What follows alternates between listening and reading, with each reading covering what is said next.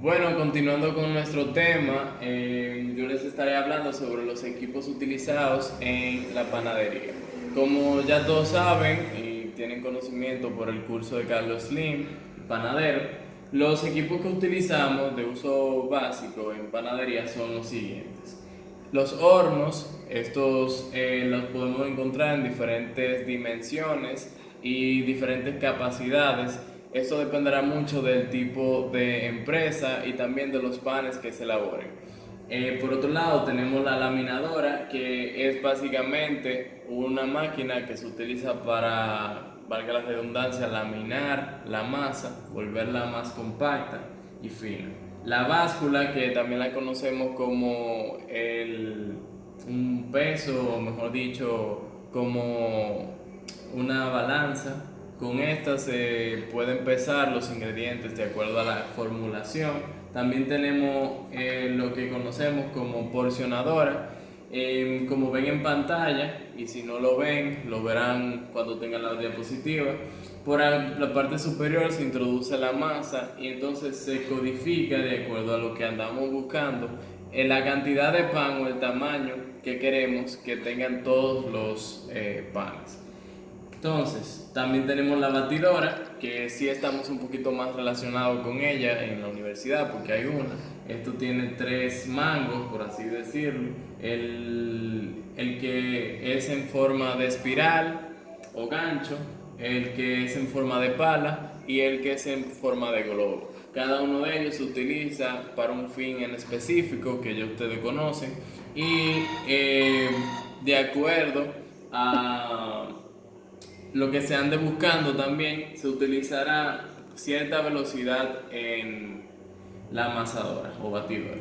La cámara de fermentación, que también muy importante, es un cuarto en el que se introducen los panes para darle su tiempo de fermentación, ¿verdad? Obviamente. Por otro lado, tenemos los utensilios utilizados en la industria de la panadería. Aquí tenemos la cortadora masa bicicleta, que esta recibe su nombre por la forma que este tiene, y su nombre precisamente indica qué es lo que hace, que es cortar la masa, ¿verdad? Entonces, el rodillo de cocina es cuando no se posee una laminadora industrial. Se puede utilizar entonces también cuando se elaboran pequeñas cantidades de pan. Por otro lado, tenemos la espátula flexible y también la rasqueta o cornet, que estas dos se utilizan básicamente para lo mismo, que es para mezclar los ingredientes con mayor facilidad. La navaja, por último, que esta se utiliza para hacer aberturas en el pan y cortarlo. Y es básicamente para darle también la forma como el pan de baguette o banquete. El diagrama de flujo que utilizamos para la elaboración, al igual que todos los procesos, primero se recibe la materia prima, se verifica que esté bajo las condiciones de calidad, luego se le hace un pesado, se realiza un pesado de acuerdo a las formulaciones que se tengan, se procede a un mezclado, se mezclan todos los ingredientes por 10 minutos, cabe destacar. Para este proceso se utiliza una técnica que es hacer una especie de volcán, y en ese volcancito, hacer un hoyo, ¿verdad? Y la harina, se va añadiendo los ingredientes y se pone a activar la levadura. Que no sobrepase los 40 grados Celsius para que esta no muera. Entonces se amasa todo súper chévere, y cuando se tiene una masa homogénea, ¿verdad? Que no, o sea, compacta, pasamos a lo que es la primera fermentación. Esta dura de un tiempo de 1 a 1 hora y media. Aquí se le coloca la masa en un bol con un paño y se deja fermentar.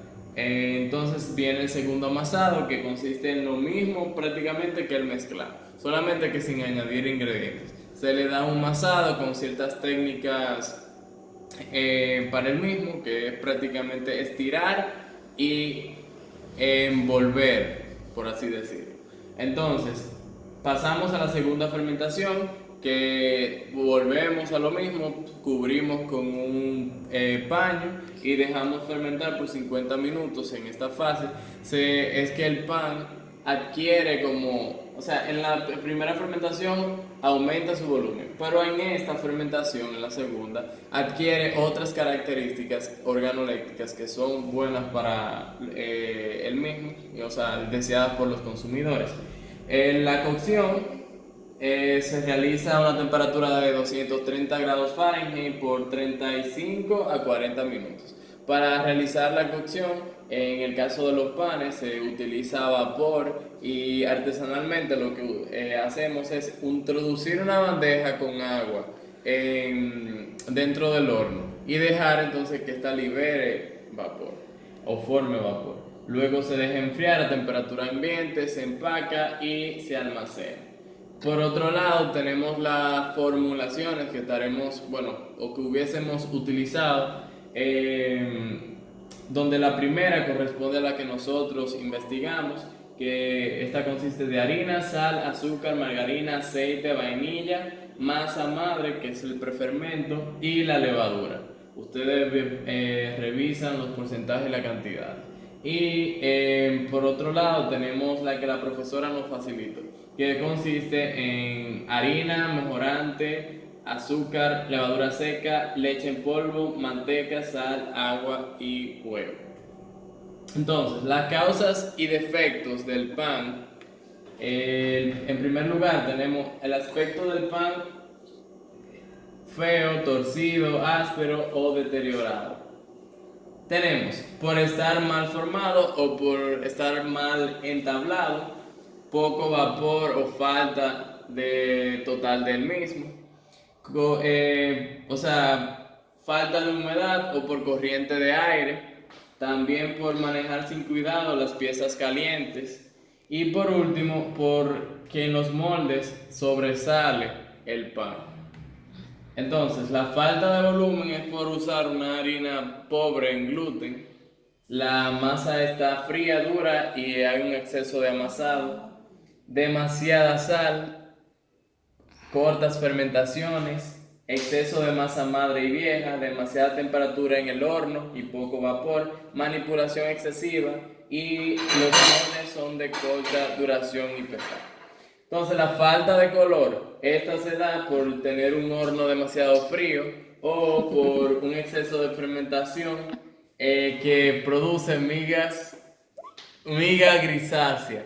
Entonces, en panes, la estructura, ay Dios mío, disculpen las interrupciones.